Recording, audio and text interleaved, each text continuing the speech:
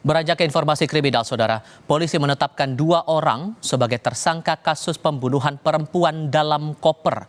Satu tersangka baru yang ditetapkan polisi ialah adik pelaku yang membantu membuang jasad perempuan di dalam koper ke Kalimalang. Sebelum membuang jasad korban, pelaku Arif Ridwanullah sempat menjemput adik korban untuk membantunya memindahkan jasad korban hingga membuangnya.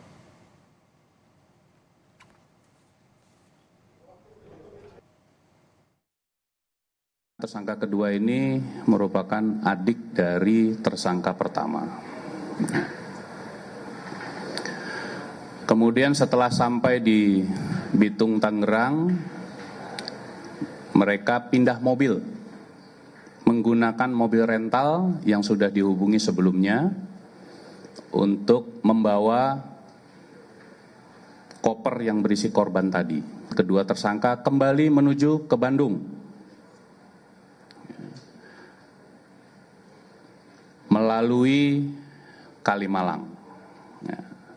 Disitulah di lokasi tersebut di Kalimalang, kedua tersangka membuang koper yang berisi jasad korban.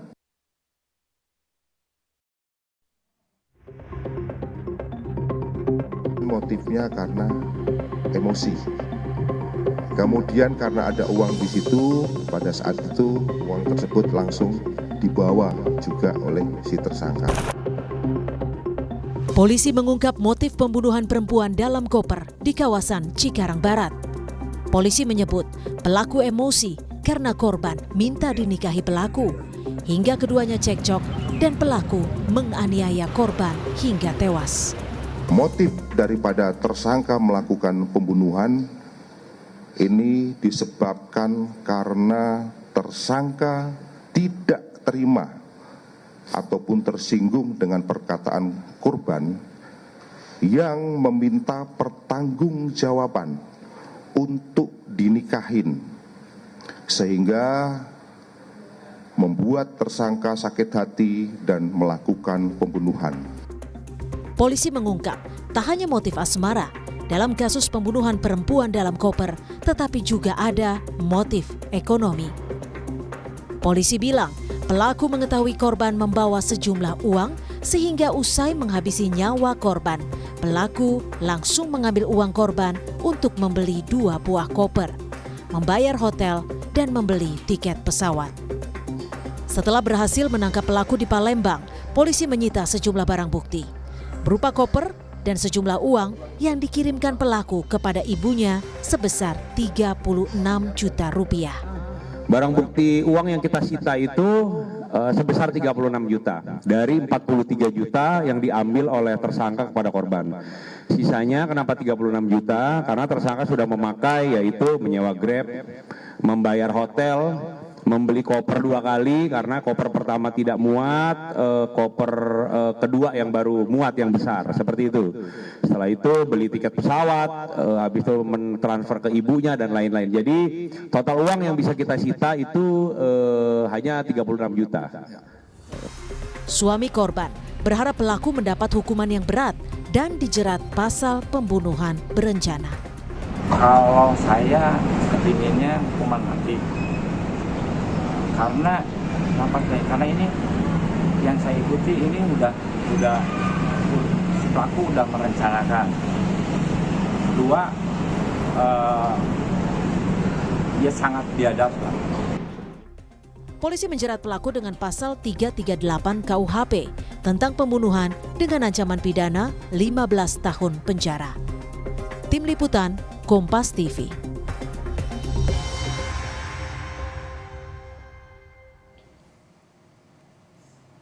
Polisi menyebut setelah membunuh dan membuang jasad korban ke Kalimalang, tersangka Arif langsung memesan tiket pesawat ke Palembang, Sumatera Selatan. Tersangka ke Palembang untuk melakukan resepsi pernikahan dengan istrinya yang seharusnya berlangsung 5 Mei nanti. Polisi menyelidiki apakah motif pelaku menghindari atau menghadiri acara resepsi digunakan tersangka sebagai alibi untuk menutupi kejahatan atau tidak.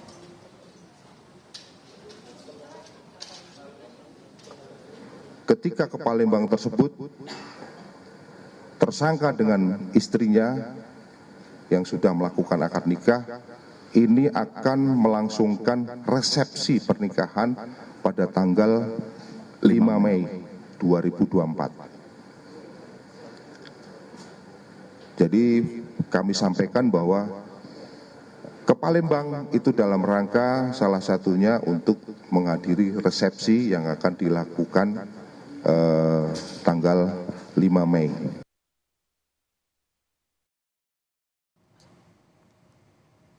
Di tengah kasus pembunuhan yang menjerat suaminya sebagai tersangka, istri pelaku Arif mengajukan permohonan pembatalan pesta pernikahan ke pengelola gedung. Keluarga menyebut istri Arif kaget mengetahui suaminya menjadi tersangka kasus pembunuhan. Keluarga mengaku tidak banyak mengetahui latar belakang dari Arif karena selama ini tersangka tinggal jauh dari istrinya di Tangerang.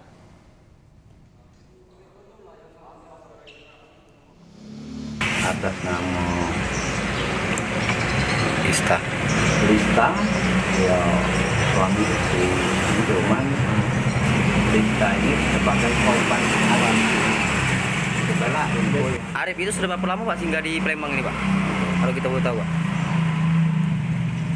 Sejatinya penangkapan Arif ini baru 3 hari dia tinggal di Palembang. Itulah info yang kita dapat. Pak ini bukan wong sini jadi Arif itu Pak? Bukan warga sini. Bukan. Kalau Arif ini warga Tangerang yang kita tahu. Itu selebihnya memang kita tidak banyak tahu menyangkut masalah info. Ya sebatas itulah yang kita tahu. Kalau secara ini atas nama Lista itu memang korban. Statusnya apa Pak antara mereka keduanya Pak? Dari datang ini mau ngapur ini Pak? Arif datang dari Palembang itu ya. dari Palembang ini mau ngapain dia Pak? Ya dia kan mau ketemu sama istrinya. Polisi telah menerapkan pasal pembunuhan kepada AARN, tersangka pembunuh perempuan yang jasadnya dimasukkan ke dalam koper. Namun dengan tersangka ke hotel bersama korban, termasuk membawa uang perusahaan hingga membeli koper setelah korban dibunuh, apakah kemungkinan nantinya pelaku akan dikenai pasal pembunuhan berencana? Kami akan tanyakan hal ini kepada ahli hukum pidana dari Universitas Trisakti Albert Aris. Mas Aris, selamat sore. Selamat sore Mas Tival. Ya, terima kasih sudah bergabung bersama kami. Melihat dasar pembunuhan karena emosi, lalu setelah melakukan eksekusi dimasukkan ke dalam koper, menurut Anda ini sebetulnya sudah masuk atau unsur pembunuhan berencana ini sudah terpenuhi atau belum? Begini Mas, perbedaan antara pembunuhan biasa dan pembunuhan berencana adalah terletak pada spontan atau tidaknya. Jadi kalau pembunuhan berencana itu pasti dipikirkan terlebih dahulu. Ada jarak waktu yang tidak terlalu lama dan tidak terlalu cepat untuk memikirkan pelaku itu jadi membunuh atau tidak, Mas. Nah, tadi kalau dikatakan membeli koper sesudah terjadinya pembunuhan tersebut, berarti itu kan post factum ya, yang tidak bisa dikatakan merupakan rangkaian atau bagian dari perencanaan untuk melakukan pembunuhan, Mas. Gitu. Sekalipun kemudian bahwa niatnya untuk menghilangkan jejak tindak kejahatan yang dilakukan. Iya, karena terjadinya sesudah pembunuhan, maka paling mungkin itu adalah termasuk dalam kategori menghalangi atau merintangi penyidikan atau obstruction of justice. Tetapi kalau terjadinya sebelum, andai kata nih pelakunya membeli koper untuk maksud memang setelah dibunuh itu mayat korban itu dimasukkan koper, barulah itu dapat dikatakan sebagai suatu perencanaan, Mas. Oke, tapi kalau kemudian mau coba diterapkan pasal pembunuhan berencana selain masalah spontan itu tadi, unsur apa lagi yang harus dipenuhi? Jadi unsur yang terpenting dalam tindak pidana pembunuhan berencana adalah yang pertama harus ada niat dari yang bersangkutan untuk membunuh. Niat itu kemudian dituangkan dalam suatu kesengajaan. Yang kemudian yang kedua adalah ada jarak waktu yang tidak terlalu lama dan tidak terlalu cepat untuk berpikir menjadi membunuh atau tidak membunuh ya. Yang ketiga adalah yang paling terpenting menurut jurisprudensi adalah keadaan jiwa atau gemoedhoudstan dari si pelaku ini dia dalam kondisi tenang untuk menentukan atau mengambil keputusannya untuk jadi membunuh atau tidak, Mas. Tapi untuk cara membuktikan niat itu, mengukur jarak waktunya, itu gimana? Iya, ini kan bisa ditelusuri dari komunikasi antara pelaku dan korban gitu kan ya.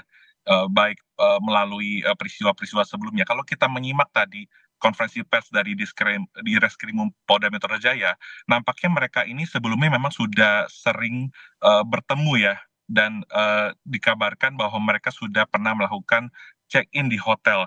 Nah, fakta-fakta seperti ini kemudian ditambah lagi ada permintaan dari korban untuk menanyakan kejelasan status dari hubungan mereka. Nah, menurut keterangan dari si pelaku, dikatakan pada saat pertanyaan itu diajukan, dia secara spontan emosinya naik dan kemudian melakukan serangkaian tindakan dengan cara-cara tertentu yang mengakibatkan korban tersebut meninggal dunia, Mas Rival. Tapi kan ada satu tersangka lagi yang ditetapkan polisi dengan alasan ikut membantu membuang korban ini. Itu juga tidak masuk hitungan bahwa itu masuk unsur perencanaan itu? Nah, itu kan terjadinya kan sesudah ya.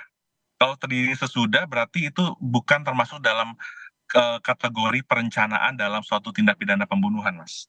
Jadi kalau dimaksud perencanaan ini harus disusun bagaimana cara persiapan alat-alat yang digunakan untuk melakukan pembunuhan berencana tersebut, Mas Rival.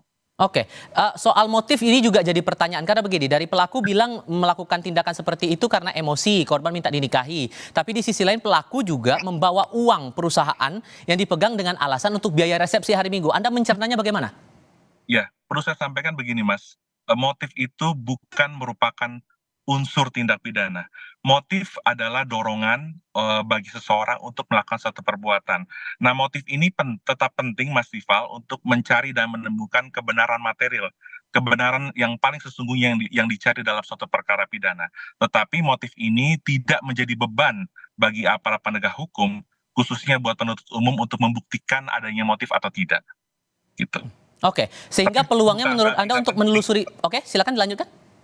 Ya, bukan berarti nggak penting motif. Motif itu tetap penting, tetapi jangan sampai menjadi beban untuk membuktikan unsur-unsur tindak pidana yang ditentukan di pasal 338 maupun 340. Oke, singkatnya, sehingga kalau menurut Anda pasal yang ditetapkan ini kan pembunuhan dan pencurian dengan kekerasan. Sudah tepat menurut Anda? Sementara ini kalau kita lihat sudah tepat. Jadi kan polisi itu menetapkan tersangka dengan pasal 338 yaitu pembunuhan biasa, kemudian pasal 339 pembunuhan yang diikuti terlebih dahulu dengan tindak pidana, dan juga pasal 365 ya, pencurian yang dilakukan dengan serangkaian tindakan tertentu mengakibatkan kematian. Oke, baik, Mas Albert Aris, terima kasih sudah berbagi perspektif bersama kami kali ini. Selamat sore, Mas.